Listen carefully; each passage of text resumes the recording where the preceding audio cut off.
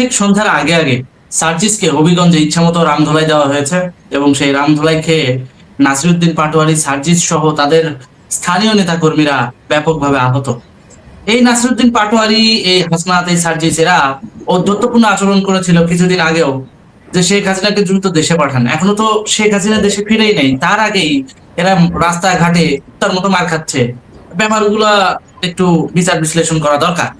এই বিষয়টা নিয়ে আজকে সরাসরি নিয়মিত আয়োজনের অংশ হিসেবে রাশেদ হায়দার ভাইকে আমন্ত্রণ জানিয়েছি আমার স্টুডিওতে। রাশেদ হায়দার ভাই, আপনাকে স্বাগত আমাদের অনুষ্ঠানে। ধন্যবাদ সাব্বির, তোমাকে এবং দর্শক শ্রোতা মন্ডলী যারা আমাদেরকে দেখছেন সকলকে আমার আন্তরিক অভিনন্দন। সার্জিসকে কি অবাঞ্ছিত করলো হবিগঞ্জের তরুণ সমাজ? আপনার কি মনে হয় আজকের ঘটনা দেখে? সাব্বির, আসলে তোমরা যেভাবে দেখো ঘটনাগুলোকে, আমি সাদা চোখে দেখি না। আমি সব সময় সব ঘটনা সাদা চোখে দেখি না। আমার কাছে এই ঘটনার পরে ডাল মে কুছ কালা লাগতা হয়। আচ্ছা, দেখি কালাটা কি। এখন শুনো এবার তাহলে তোমরা। সার্জিসদের পদযাত্রা চলতেছে আজকে কতদিন ধরে? প্রায় 6-7 দিন, 8 দিন 10 দিন ধরে হয়তো পদযাত্রা চলছে। বিভিন্ন জায়গায় যাচ্ছেন ওনারা, জ্ঞান গর্ব ভাষণ দিচ্ছেন। কোথাও মানুষ আছে, কোথাও মানুষ নেই, এই অবস্থা। আবার কোথাও ধোলাইও আছে, কোথায় যে এরকম ধোলাই খায় দেখেন কি ভোগটা হয়ে গেছে। এই জায়গাটাতেই আমার কনফ্লিক্ট। ওকে, তুমি একটা জিনিস খেয়াল করছো যে আজকে প্রায় বেশ কিছুদিন যাবত, মানে 3-4 মাস বা 5 মাস যাবত এই হাসনাত, সার্জিস, নাহিদ এদের নিয়ে খুব একটা আলোচনা নাই মিডিয়াতে। আগে যেমন প্রতিটা মিডিয়াতে খুললে, টিভি চ্যানেলে গেলে তুমি দেখতা যে এই এনসিপির কিছু পান্ডাদেরকে আইনে ওরা টক শো করাইতেছে। বড় বড় সাংবাদিকদের পাগল ছাগল কইয়া ফালাই দিছে। সিনিয়র জার্নালিস্ট যারা সাংবাদিক, বাংলাদেশের সাংবাদিকতার পড়ালেখা করছে, এদেরও পাগল ছাগল বলছে। এদের একটা প্রপাগান্ডা সেল আছে। এদিকে তুমি যদি একটু খেয়াল করো, সামান্য একটু খেয়াল করো, জামাতের বেশ কিছু কর্মকাণ্ড। কয়েকদিন আগে শিবিরের এক জেলা সভাপতি নাকি তাকে ধরলো, ওই যে এক মহিলার সাথে প্রেম করে প্রেগনেন্ট হয়েছে, বাচ্চা মেরে ফেলছে। এইটা নিয়ে আবার শিবিরের সবচেয়ে সিনিয়র যে কি সাথী না রোকন জানি বলা, আমি জানিও না এদের, ও আয়সা বললো যে নবী রসুলের আমলও এগুলা চলতো, এটা কোনো অবৈধ কিছু না। ব্যাপক কথাবার্তা চলছিল। জাস্ট এগুলো ডট গুলা মিলাও। এরপরে বিভিন্ন জায়গায় জামাত নেতারা নারী গঠিত কেলেঙ্কারিতে আটকা পড়তেছে। 8-10 দিন আগে তো যশোর 4-এর এমপি নারী নিয়ে ধরা খাইছে এবং ওনার বিরুদ্ধে মামলা হয়েছে। এগুলো যথেচ্ছা তাই হয়েছে। জামাতের আমিরে জামাত সাদা শকুন, সে তো অলরেডি বলছে যে এক ভাই আরেক ভাইয়ের গোপনীয়তা ফাঁস করা উচিত না, এটা ইসলামে জায়েজ না। উনি আবার ক্যামেরা ছাড়া রুম চাইছে, হোটেল থেকে ক্যামেরা খুলে নিতে বলছে, সিসি ক্যামেরা, কারণ এতে মানুষের হয় কি জানি বলে, এটা গোপনীয়তা জায়গা। ঠিক আজকে সকালে আবার দেখো জামাতের আরেকজন এমপির মেয়ে ওখানে মাদ্রাসা দখল করতে গেছে, কারণ জামাত এমপি আগে থেকে ওই মাদ্রাসা দখল করতে চাইছিল। ওনার মেয়ে মদ খায় আইসা নাকি ওখানে হুজুর টুজুর ধরে পিটাইছে। এগুলো নিয়ে পাবলিক নাইমা একজন এমপিরে মার দিছে, রানিং এমপি। এখন তো গভর্নমেন্ট তো জামাত বিএনপির গভর্নমেন্ট, মানে আমরা আর মামুরা পিটা দিছে। আমার যেটা ধারণা, এগুলো সবগুলো নিয়ে জামাতের যখন চলে যাচ্ছে, কি বলে তোমার এটা, মানে জামাতের উপর থেকে মানুষের একটা চলে আসছে যেটা নষ্ট। গতকালকে আবার ওই যে একটা আছে না দাতালা, ওই যে পারমাণবিক পাইছে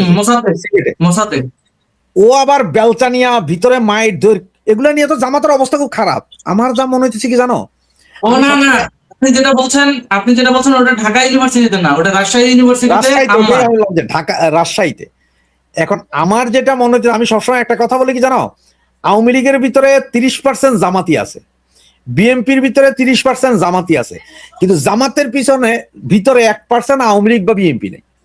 এখন জামাতি এইটা আমার যা মনে হচ্ছে, জামাতি এটা ওই যে 20%-30% যে জামাতি বিএনপিতে আছে, আওয়ামী লীগ আছে, ঠিক ওই যে বিএনপির ভিতরে যে অংশটা আছে তাদেরকে ব্রেইন ওয়াশ করায় কালকে রাতের থেকে। জাস্ট ওই বিএনপির কিছু ছেলে পেলেকে পাগল বানাই ফেলেছে, চলো আজকে বাধা দিব। এরা কইরা করলে বিএনপির পোলাপানিগুলোতে দিল মাইর, কারে, হাসান সার্জিস এদের মাইরও খুব একটা বেশি দেয়নি আসলে, ইট পাটকেল মারছে। যে সার্জিস তো পরে ভিডিওতে দেখলাম সে যখন বলতেছে আমাদের মারতে আসছে, আঙ্গুল 2টা কাটছে। ভাই কেউ যদি মারতো, বিএনপি যদি মারতো, এটা অভিনিরুর দল, মনে রাখে একটা কথা, মারলে কিন্তু এগুলো হাড্ডি গুড্ডি ভাইঙ্গা এগুলো সব ওই যে আজকে চারিখাটে উঠতোই তো, তা হয় না। টুকটাক টুকটাক বাড়ি, মানে মনে হচ্ছে যেন ওই যে আমাদের পোলাপান যখন খেলতে যায় পইরা গেলে হাতটা একটু ছুইলা যাচ্ছে ওই রকম। এটা পুরোটা আমার মনে হয় যেন জামাতের প্ল্যানিং করা, জামাত প্ল্যান করে এই ঘটনা ঘটেছে। মানে এখন তোমার আমার সবার দৃষ্টি এইদিকে থাকবে, কোন দিকে? এই জায়গায় মারামারির দিকে।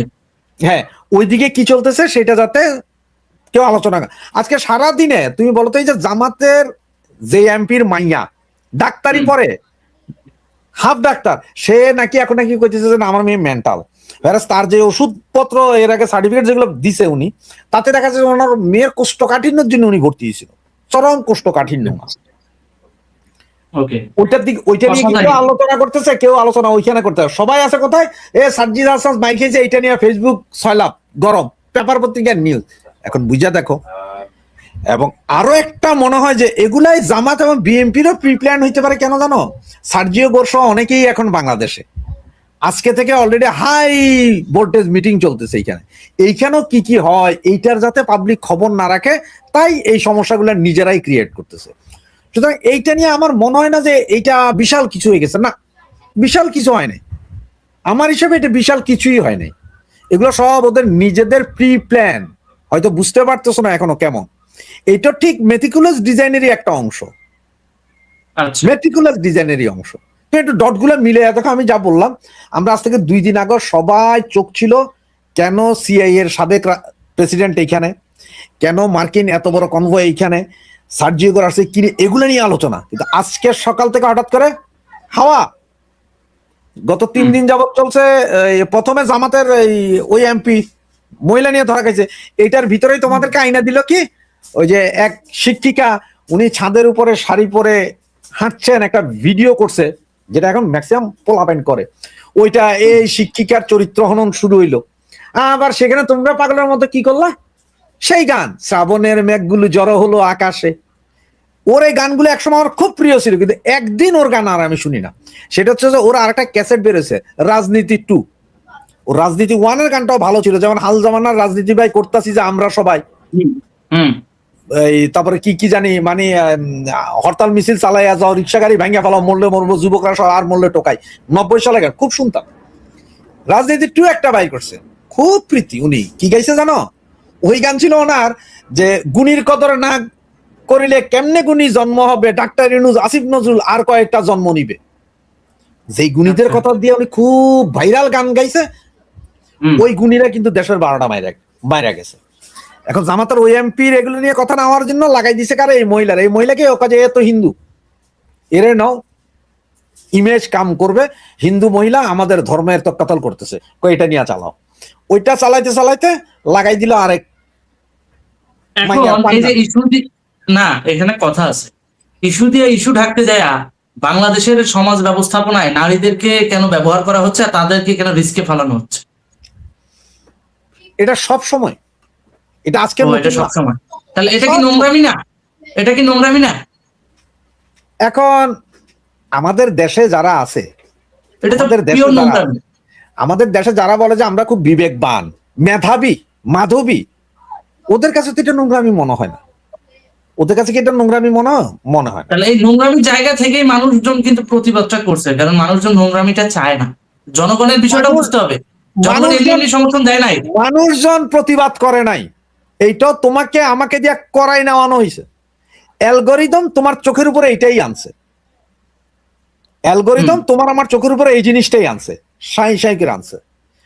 তোমরা কেউ খবর নিছো যে তোমরা তো প্রতিবাদ করলা, একেবারে মহিলার জন্য প্রচন্ড প্রতিবাদ করলা, ওই মহিলার ঘরে ভাত আছে কিনা সেটার খোঁজ দিছিলা? সেটার খোঁজ কেউ নাও নাই।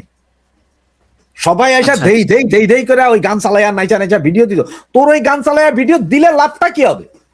প্রতিবাদ করতে হলে রাস্তায় নাম, সবাই ব্যানার পোস্টার নিয়ে নাম না। এখন দেখেন রাস্তায় যে নামবে নারীরা, শোনেন, রাস্তায় যে নামবে নারীরা, সিকিউরিটি আছে, কেন নাই? এই নারীরাই না এক সময় কইছিলা যে আমরা একটা সুন্দর বাংলাদেশ চাই, যেখানে আমি আমার সন্তানকে জন্ম দিতে পারবো। এখন জন্ম দেন, ঘরে ঘরে আম্বার পয়দা করেন। আম্বার পয়দা করছেন না আপনারা? ঘরে ঘরে আপনারা ঘরে ঘরে 501 মামুনুল হক পয়দা করছেন না? এখন আপনাদের সিকিউরিটি থাকে না, আপনাদের ওই থাকে না, সেটা এখন কান্দেন কেন ভাই? এখন কেন কান্দেন? কোথায় গেছে সেই সব মেয়েরা যখন ওই যে 32 নম্বর ভাঙার সময় আমি ডানা কাটা পরি গান গাইছে? কোন ফ্যামিলির মাইয়া পোলা এগুলা? এই যে জুলাই আগস্টের আন্দোলনের রাইতের 3টা পর্যন্ত রাস্তায় থাকা, ওগুলা কোন ফ্যামিলির মাইয়া? কিছু বকে যাওয়া নারীর জন্য গ্রামের প্রান্তিক পর্যায়ের মফস্বলের সাধারণ নারীরা এখন ভিকটিম হচ্ছে। বকে যাওয়া না, ওরা হচ্ছে যে চরম মাধবী জাতীয় মেয়ে। সুতরাং এখন কিছু হইলে এতে আমার ভাই কোনো দুঃখ লাগে না। কারণ কি জানো, নেড়া বেলতলায় একবার যায়।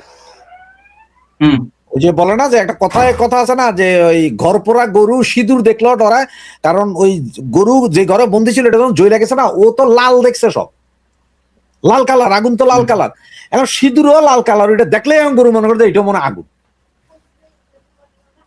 সুতরাং বুঝতে পারছি, ওই জন্য আমি এদের সমস্ত ঘটনায় মেটিকুলাস ডিজাইন দেখি আমি, যে এমন একটা প্রপাগান্ডা মেশিন চলে আসছে। যেমন দেখো ইউনূস সরকারের সময়ে কিন্তু এরকম মেটিকুলাস ডিজাইন ছিল, ডিজাইন করে করে কিন্তু সে বেশ কিছু কাজ করছে। তো এখনো সেম কাহিনী হচ্ছে, কোনো পরিবর্তন তো হয় নাই। আর তোমার একটা কথা বলি, এই যে সার্জিস নাহিদ বা আম্বারের কথাই ধরো, আম্বার যে গতকালকে যে বেলচানিয়া গোটা ইউনিভার্সিটি কাঁপাই দিল, আম্বারকে ধরছে পুলিশ? ধরে নাই, বরঞ্চ যেই ছেলেটাকে ওখানে অ্যাম্বুলেন্সে মারা হয়েছে তাদেরকে পুলিশ ধরে নিয়ে গেছে। তুমি কি মনে করো যে আম্বারদের এই শক্তি বা জামাতের এই শক্তি প্রদর্শন, এটাতে সেনাবাহিনীর হাত নাই? তোমার কি এটা মনে হয় সেনাবাহিনীর হাত নাই?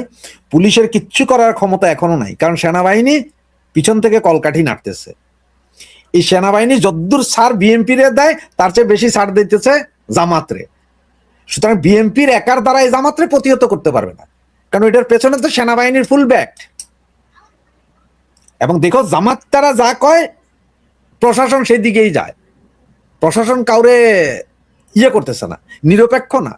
তাহলে তো তুমি গতকালকে তুমি চিটাং শহরে দেখো, পুলিশে টোকায় 12-13 বছরের 5-7টা টোকায় পুলিশে মারতেছে আগ্রাবাদের মোড়ে। কেমনে হয় এইসব কাহিনী?